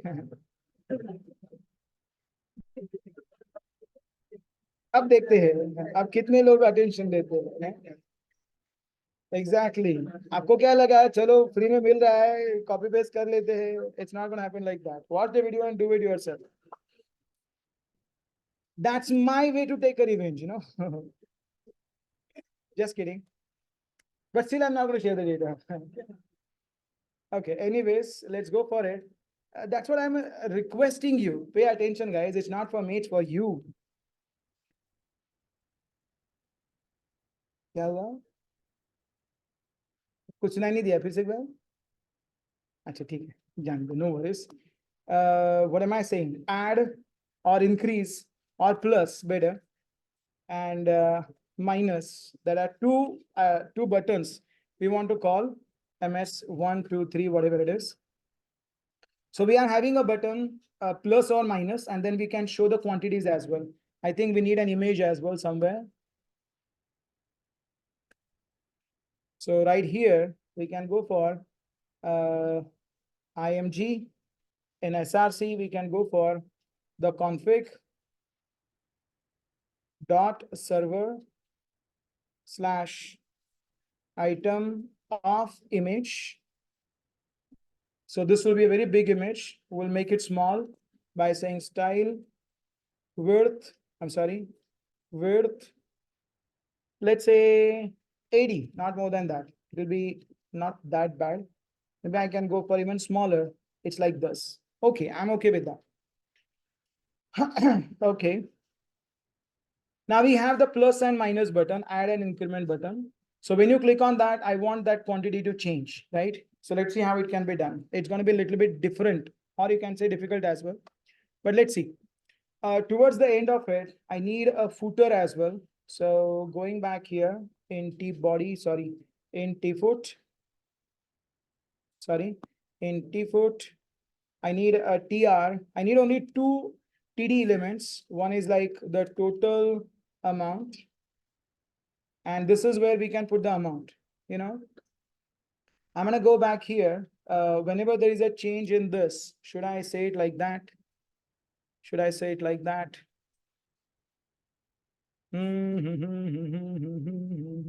Okay, I think better for me not to maintain that. I can use this cart altogether so that I'll avoid creating multiple items. This will be even better for me. Rest of the things will change. Rest of the things will remain same. It's like the cart dot items will do the job. That's it. Anyways, this is the total amount, and I want to get the total amount here. So probably I'm going to go back here and say this is going to be like constant. Say total, set total. Use a state. Use a state. We'll start from 0 and show that total towards this side, somewhere here. This is the total. Right, this total, I want to put it right below this option, 99 option. So it's like 1, 2, 3, 4, 5. So I'll have to go for TD with call span is equals to 5. So that this will get bigger and you can see that 0 coming right here. This TD, you should have a style where we can say text align to the right or towards the end, whatever. Towards the end. So total amount is like a 0 right now. We'll have to update that. Hold on.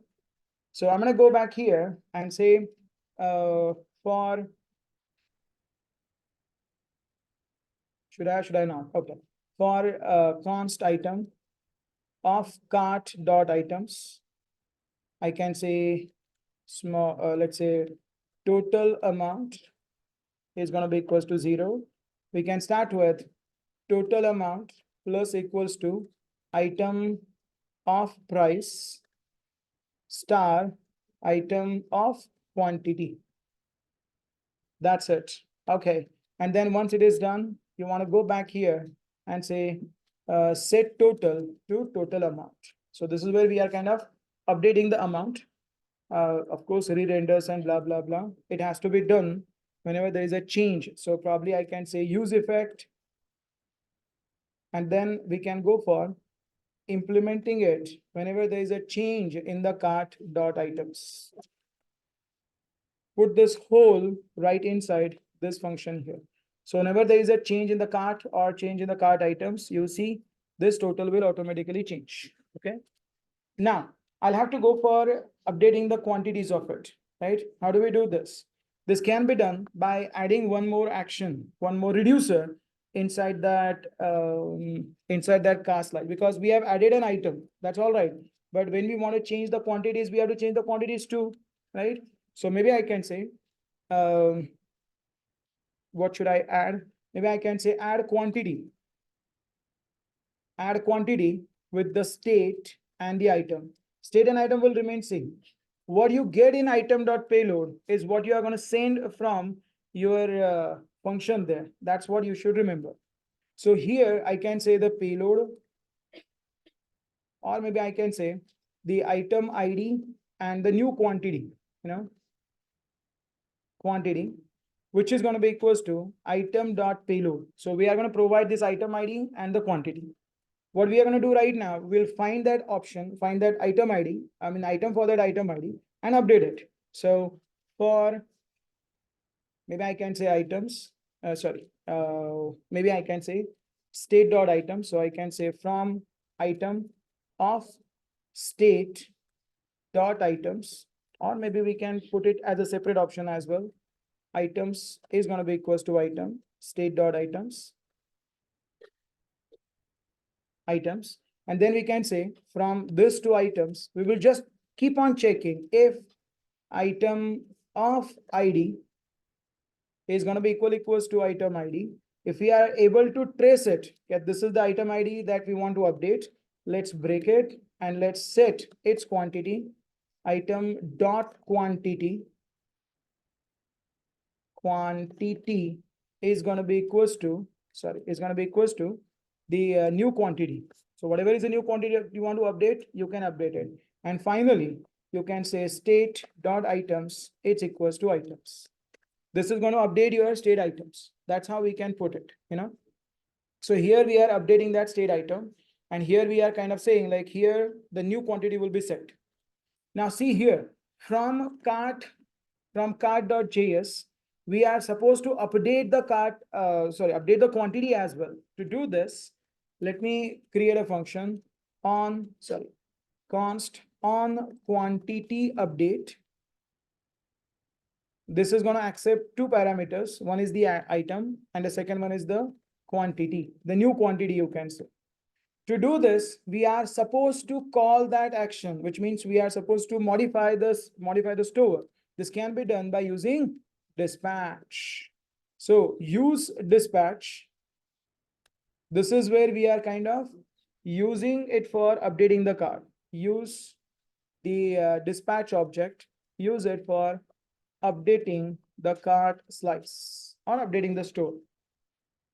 This is where we want to update it. To update it, we can say dispatch.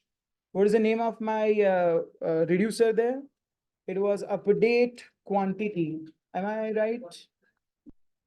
What is the name I said use here? Add quantity. Instead of saying add, I would say update quantity. It's a better word. So I can say update quantity. Will you do that? Okay, update. Oh, sorry, it's my bad. I did not export it. My bad. It's update quantity. That's why it's not able to find it from this package. It should find it now. Update quantity. And this is where we are having an update ID where item ID, which is going to be like item of ID, which is nothing but the item that I want to update with the new quantity that I want to update. So this is like when we are getting the data, when we are changing it, we are sending a dispatch. We are sending an update quantity to dispatch. Dispatch will send it to my slice and slice will update it inside my state. Let's see if it works in that way. This is like the on quantity update is what I want to call. This is my button. I can say on click of this button, I want to implement it right there. Call this on quantity update by saying item of quantity plus 1, which means I want to update the quantity to add 1 into it. That's the first thing. And inside this button, I think I can copy and paste this one and say, just go and say -1. So this is where we are updating the cart item ID. Are you all able to digest what we are doing here? We are updating the store by reducing the quantity by 1 or adding the quantity by 1. Now everything is turned out because we have refreshed it. I'm going to go back to home, add to this cart. Cart is now having the item. I'm going to say add. I'm going to say add. I'm going to say add. Is it changing? Oh, it is, or it is not. Let's see this. Quantity. Okay, there is a warning. Let's fix this first. Every item, every TR item, in this case, should have a key, which I can fix it by using index. So now I don't have to worry about that. So this error is gone. Next, let's see if it is really getting called here in update quantity, So update quantity will call cart items update quantity here, which means I'm going to check what is my item ID. Item ID. Next is the quantity. Let's see if you are able to digest it or if you want to get it. It's gone. Every time it's gone, it's going to be removed because it is getting refreshed. We are not storing it permanently. So if I go and say add, this will get added. I can see that here. And if I click on plus, it is undefined. That's why it is not working here. And that's why it is not updating there. Why is it going update? Why is it going this way? It's because let's check this item first. And let's understand whether we are able to pass it right. Margarita. It's a pizza. If I click on plus, I'm getting that payload. Payload is having, that's an undefined. That's the reason. Why is it going undefined? Can we just figure it out?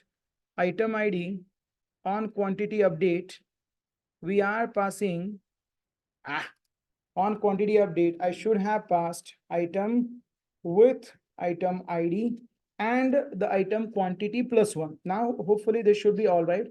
Item item ID, because we are passing the item ID and quantity.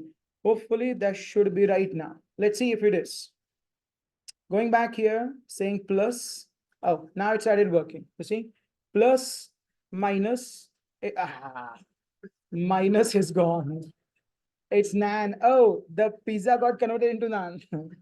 It's not that nan. Okay. This is nan, you know that. Now everything will go messed up. It's all right. We can see. This time we'll go for double cheese pizza. We can keep on increasing it. That's all right. This is working. But if I go on minus, no. Oh, no. Hold on. We fixed for plus, but we forgot to fix for minus. We copy pasted that, right? So we have to copy this here and paste it here. That's why it's not working for it.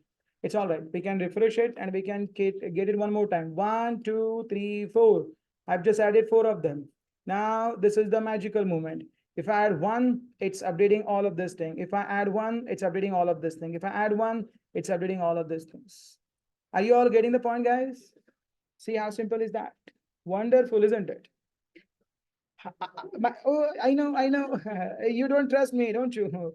If I click on minus, it's working. But there is a problem. If I say minus, it's all right. But if I say minus, store owes money to me. You see, a store is going to give me 99 rupees for that. My God. Love to visit a store every day. Anyways, that's completely wrong. It's just because we need to, hold on. There's a point here. If, see, this can be handled in both the scenarios. It can be added the code right here and call that remove function, or we can come back here and say, here it is. If the quantity is a 0, watch what am I saying here? If the quantity is equals to 0, that means you are actually going to remove this item. How do you do that? This can be done. What the heck is that? I need to have an index for this, let index is going to be equals to 0.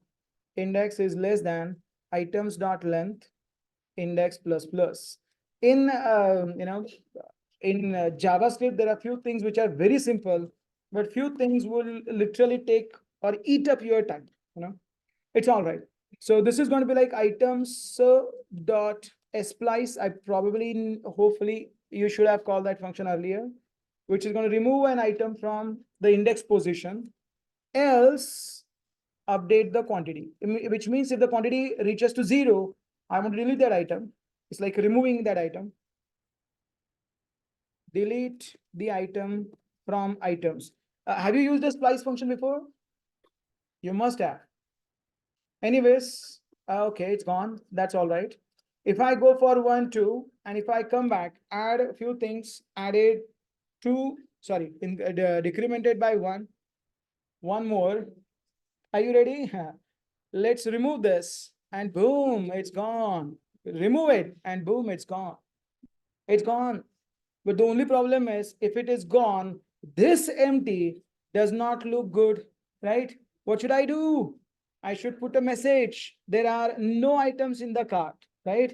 If there is no item or if there is nothing in the cart, how do we do this? This is called as conditional rendering. Conditional rendering. Where are you? Pages. Where am I? Cart.js. Here it is. Watch this, guys. Watch this. This is called as a conditional rendering. Conditional rendering is where I want to render it only if certain condition is true. For example, if I want to show this table, when should I show this table? When does it make sense to show the table?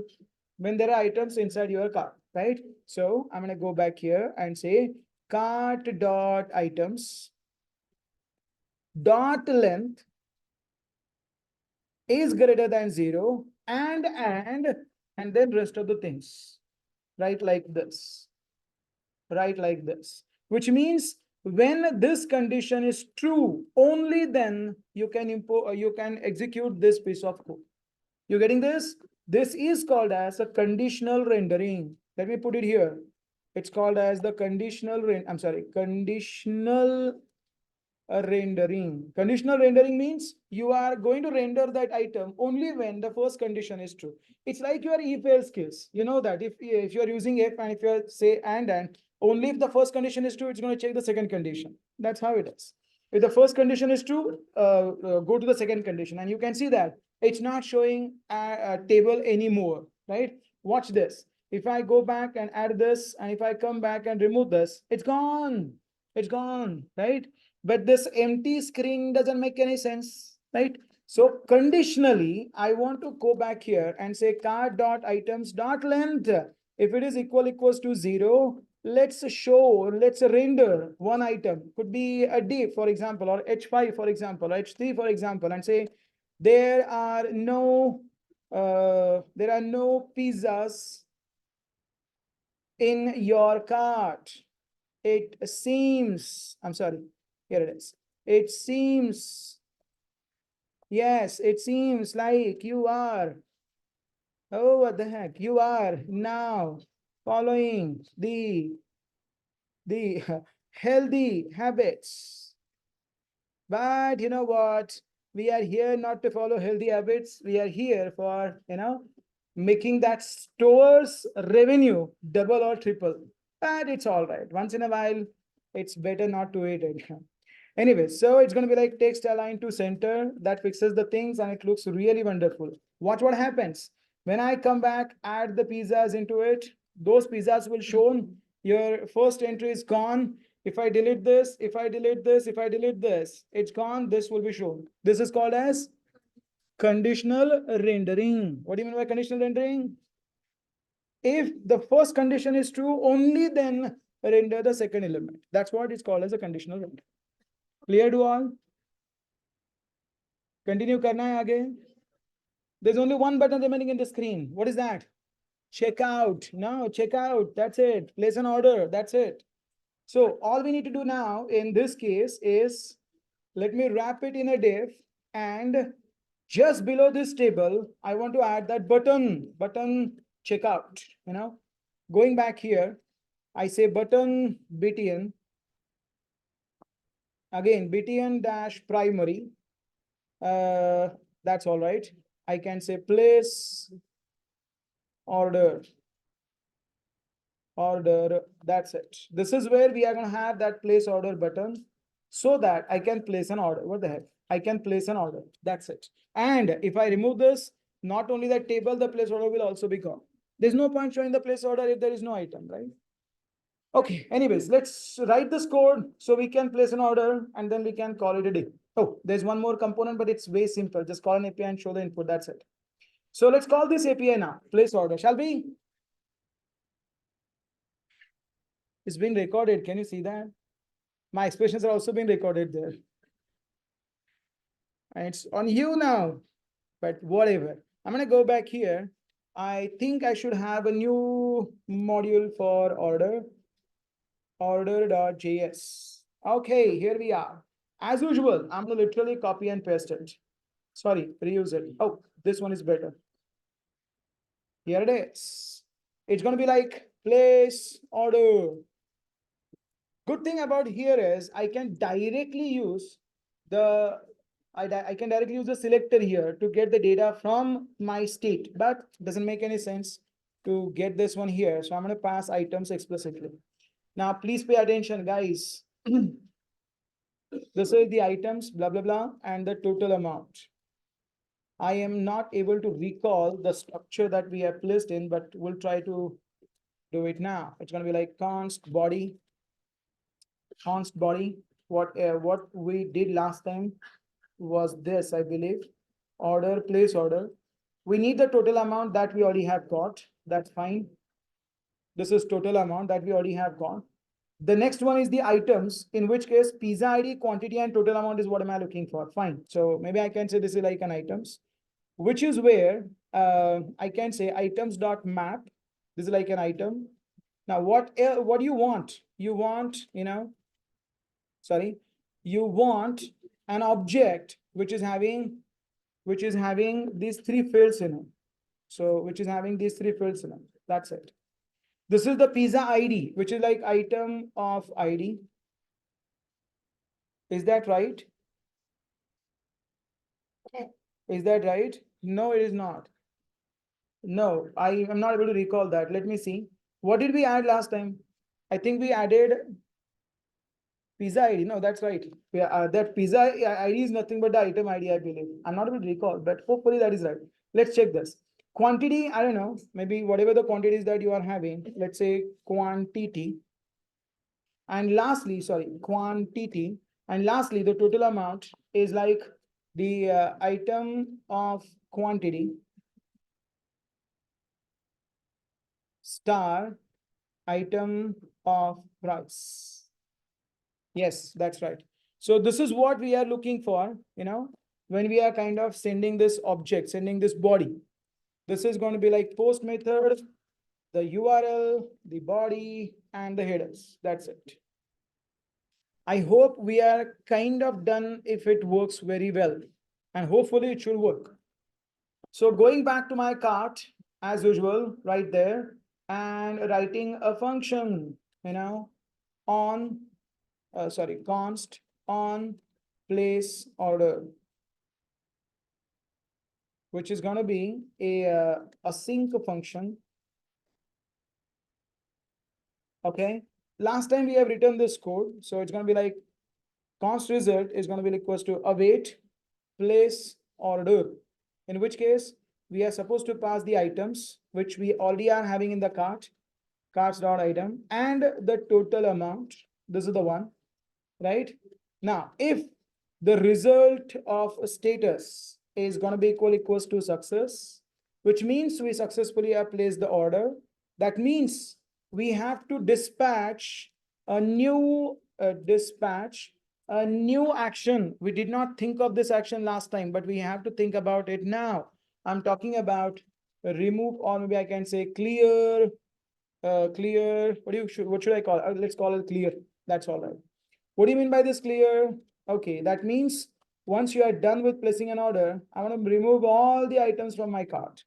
Anyone, can you tell me how should I do this? State dot items is going to be equals to completely empty array. अरे कुछ हजम हुआ या क्या? Okay, don't forget to export it from here. Okay, and then go back to your cart JSX and dispatch this clear from the from this cart slice. That's it. If it is success, and then you can show a message, success message saying successfully placed an order. That's it. Okay. If there is an error, as usual, we can say toast.error. What is an error? I don't know. Let's check this error, whatever it is, and put it as an error. Okay. Let's see. This is like on place order. You call it on click of this button. Okay, we are done. Hopefully, I'm not sure. Let's give it a shot. Cross your fingers. Let's see if it works. Oh, I'm getting an error. Where is it? Parslice.js. State is undefined. What? How can it be? State is undefined. Oh, sorry. Now I forgot to put that state here. Sorry, my bad. Yep, there it is. Now, if I go back, I think total amount is defined on card.js. Okay, fine. Total amount on line number 30, card.js. On line number 30, where are you? Line number 30 plus total amount. What is the name of it? The name of it is total, not total amount. My bad. It's all right. Things happen. Okay. There is no item in our cart right now. Going back to home, adding margarita, farmhouse, and Mexican, whatever it is. Let me add, how many people are there? Maybe more than 100. Let me add a couple of pizzas for all of you. This is Saturday. I'll throw a party now. Okay, fine. Now let's place an order and see if it works. If it works, you all will get a pizza, you know. So going to place an order now. 3, 2, 1, place an order. Nothing happened. Nothing happened. You are so unlucky, you're not gonna get it. Oh, my bad. Oh, my bad. Oh. The problem here is I copy pasted it, but it seems like I forgot to change this from this to this order, isn't it? Now let's see if it works. Are you lucky? I don't know. Let's say, oh, you are so lucky. You got the order placed. Now, when the pizza will get delivered, you will get one of them. Okay. Okay. How do I know if the order is placed or not? Oh, that's the simplest thing. Go back to your database and check, select star from order. I'm so sorry, order master. Yes, here it is. And boom, I see there is one order placed by this user. Look at the amount I need to pay 15,000. Okay. Oh, how many items are there? I don't know. Let's check this. Select star from order. Oh, I'm sorry. Order details. And what the heck? Order details. And yes, I got four pizzas with those many quantities. And yes, everything is looking so great. Are you all getting the point here, guys? Fine. So now the last point which is remaining is to show the list of orders. I think we are done with that then, right? It's pretty simple. It's just a straightforward call. Get call and you are done. See, this is the same call. I'm going to copy and paste and change this to get orders. Get all orders. There is no input parameter needed. There is no body needed. It just a simple get call with the headers because it includes the token. That's it. You're done. It's like that simple. Going back to orders right now, create a state member saying, yes, this is like orders, set orders. And maybe I can say use a state. Okay, let's call that function, say const on, not all, let's say load orders, which is going to be an async function. Okay, which is going to be simple. Same function, which is like we are writing it for almost like 6 to 7 times now. Await, get all orders. Here it is. Oops. Get all orders. Orders. It's my bad. It should be orders, not order. Yeah, that's all right. Get all orders. And then we can see if the orders, sorry, if the result has got success status or not. So status is equals to success. And then we can say set orders to a result of data. That's it. If there is any problem, we can say toast.error, result of error. Okay, now lastly, use effect. As I said, I am the only person sitting here doing my own practice. No one is bothered about what's going on the screen. Am I right? I can see that. I can see like many of you are discussing many things amongst yourselves, including कब खत्म होगा, time हो गया, बराबर है ना? Sorry, what? I'm not able to hear you. Nothing. Sorry, sir. Okay, fine. Reuse. It's all right. Now, what I'm going to do right here is like, it's like we'll have to go for this and say, as usual, like last time. What did I say? Orders. Yes, orders. So orders dot length is going to be equals to 0. Then we will render a maybe again like last time h5 center. Let's say text align center and say there are no orders. There are no orders. Sorry, there are no orders. And if there are any, we'll render them here. Orders dot length, if it is greater than 0, and let's go back here and put them in a table, in a tabular form. You know, it's like this. Table, why am I doing it? It's like, sorry, table, sorry, table dash stripped like this, T head, then a TR, then TH, I can say number. This is like an order number, order number, order date, and the total amount. Right, like that, you know. And if you want, you can do it. I'm not gonna do it for you. You can do it on your own if you really want to. This is like a T head, then T body. In T body, we are supposed to do this. Orders dot map an order, which is going to convert itself into a TR. So return TR. Right inside this, we need 5 TDs like this. We need, we need that index again. See, I told you, simple things here will require many lines of code sometimes, but it's all right. Here we need an order number, which is like an order of an ID. I'm so sorry. It's like order date is what we are looking for. So sorry, order of, what was the name we placed?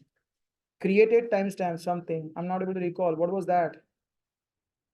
Created timestamp. Yeah, here it is. And lastly, the total amount. It's going to be like again, order total amount. And inside this, I'm going to add 2 buttons for now. You can implement that on your own if you really want to, you know. BTN success. It's like details. If you really want to see them, just add one more components, get the data from here and call another API. We already have the API ready. Just call the API and show that there if you really want to. And there's one more button I need. That's the danger button. I'm not going to show you that anyways, but if you are looking for one, go ahead and do it. That's like a delete, you know. I'll say MS, S for start, MS2. So there'll be a gap in between, you know. So if I go for my order, read property of length, where is it? Oh, sorry, I think I forgot to change this state member exactly to empty array. That's the reason why it got initialized with the undefined and it started working fine. I can see that there's an order here, which is having, you know, this much amount. This is the date, this is the order number and blah, blah, blah. बात हजम हो गई है? See, this is the order number 1 placed by this user. Let me log out. I don't have a new user. Let me create a new user. Let's say user, let's say new user, for example, new user @test.com. Password is test, password is test. If I sign up, successfully signed up. Then I can say new user @test.com. Password is test. If I say sign in, I can see there is no order for this user because this user just has got registered. Let me ask this user to get a deluxe veggie and let's say double cheese margarita. Let me add a couple of quantities in them. This item is sorry, this is totally different amount. If I place my order, it says the successfully placed an order. I can see that message here. I'm gonna go for the orders. I can see that this is order number 2. 1794 is the amount due. And then if the person wants, you can click on the details and get the details of that order. Okay. Hopefully, this is something which must have given not too much, but at least some knowledge to work on your project. Did that work for you? Okay. Now, there's one question, ma'am, you asked. Exactly. Generally, what happens here is, pay attention. This is the important question from the production's point of view. Right now, you never will face this problem, but in production, you will. Okay. Imagine that when you are going for these orders, are you all paying attention, guys? Okay. The question here is, when you are going the production environment, there'll be many products here. I mean, right now, our this was a demonstration purpose. Ours was a kind of a simple example, but in the real world, there'll be many pizzas, right? At the same time, many people will place many orders, right? Which means there will be a situation where you cannot get the whole data at once. Maybe there are thousands of rows or there are thousands of orders and you don't want to get thousands of orders in one go, because even if you get them, it becomes very difficult for user to see them. You get my point? Where you have to literally scroll multiple times to see all of them, which makes no sense. And user is not interested in that. That's the reason. Even if you go for Amazon, Amazon will show you only last couple of months history. If you want to go back, you click on a button, then you will load the previous history. This problem can be solved by using by using the pagination. The solution for this problem is called the pagination. What is a pagination? A pagination is the way you can get the data page by page from your database. I'm not sure whether have you come across with MySQL skip and the limit functionality, which means if you look at that skip and limit, you can skip. See, the logic here is this. Maybe I can show a small example of it. Maybe let's write this one here. This is an example. Huh? So I can say create table. Watch this. Create table test. And right inside this, say ID, which is going to be like integer. It's going to be like primary key. And auto increment. So auto increment. Okay. Just an example. Title, which is like a varchar. I'm not going to go for more than, let's say, a couple of records, but this is an example of it. Okay, sorry. Let's go for 100. Okay, insert into test values. I need to put only one value called as a title. Sorry, insert into test values. Which values? Let's say test 1. Test 2, 3, 4, 5, 6, 7, 8, 9, 10, say 11, 12. Let's add a couple of more. Say 13, 14, 15, 16, 17, 18, 19, 20. Okay, 16, 17, 18, 19, and 20. Okay, so I'm going to go for creating this table first. So just an example. So coming back here, creating that table, and coming back here and say, this is an example. When I say select star from test, probably you can get all the records, right? Let's assume that there are 20,000 records in them. I cannot go for 20,000 records at once because user might not be able to read it. It's not might not. User will never read it 20,000 records at once, right? And that's the reason why you can say, hey, I don't want to get all of them. I want to say limit 10. Just give me first 10 records. Ma'am, when you say something like this, even though you have got 20 records, you still are getting only 10 records at a time. Let's say the record size is a little bit bigger. I'm going to go for even smaller. I can say, give me only 5 records, first 5 records, which means you are going for reading only first 5 records from your result search, not more than that. Imagine that you are on the first page, on the first page, you are just showing only 5 items. User clicks on the next page. user clicks on the next button, what should happen? You should load next file. If I execute the same query one more time, you still are getting the same records. It is because you are starting always from 0th record, where you can say skip 5, which means not sure whether this whether the syntax is right. MySQL is not I generally use a lot. I use this one, right? So maybe I can say skip right and then go for next 5, not skip, my bad. Limit 5 and 5. So skip 5 and go for the next 5. That means I'm going for the next page. Next, if I want to go for third page, what should I do? I should skip 10 and go for next 5. How should I go for the fourth page? It's like skip 15 and go for the fourth page. It's like, remember, maybe visualize that you are keeping a count of an index or keeping a count of a page. When page is 0, you are saying page into 5 is what you want to skip. So every time the page increments, you are going to skip those many records and then you are going to go to the next page. This is the implementation you should go for when the data set is very huge. And this is everyday problem. I generally use Mongo a lot. So there we can call a function skip and then call a function limit. Here, the syntax is a little bit different, but concept is same. This is called the skip and limit. Okay. Are you getting it, ma'am? This is called as pagination, and pagination is an important aspect in the real life, just because if you do not handle this, your user will get hell lot of records and user will see nothing out of it. Plus, when you are sending hell lot of record, it's going to take too much of time to send that much of record over the internet.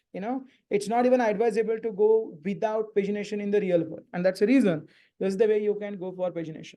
I think, ma'am, that answers your question. Okay, wonderful. Any other questions so far?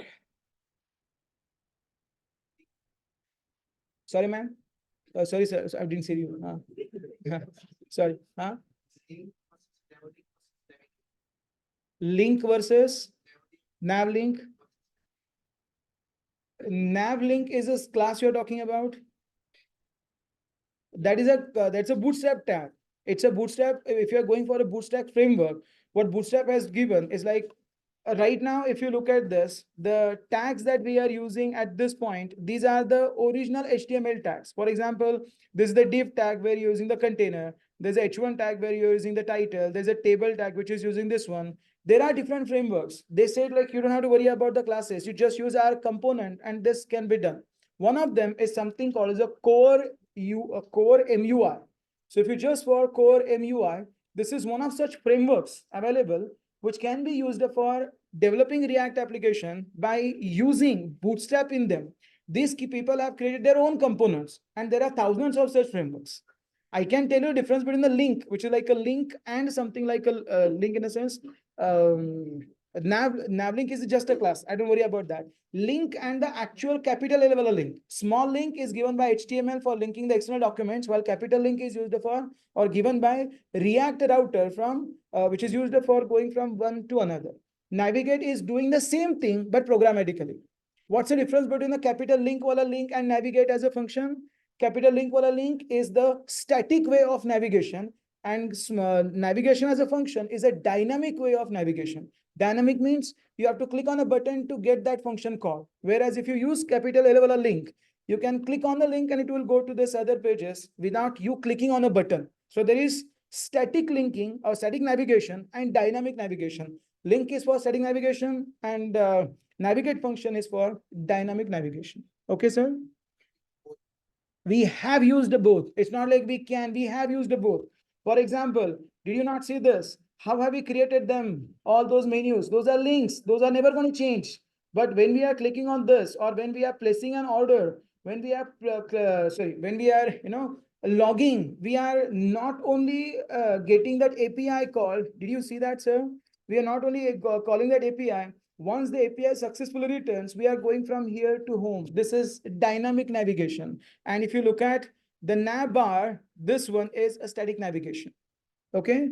Link is for static navigation and navigate function is for dynamic navigation. Clear? Wonderful. Any other questions so far? Any other questions so far? No question. Shall we stop here?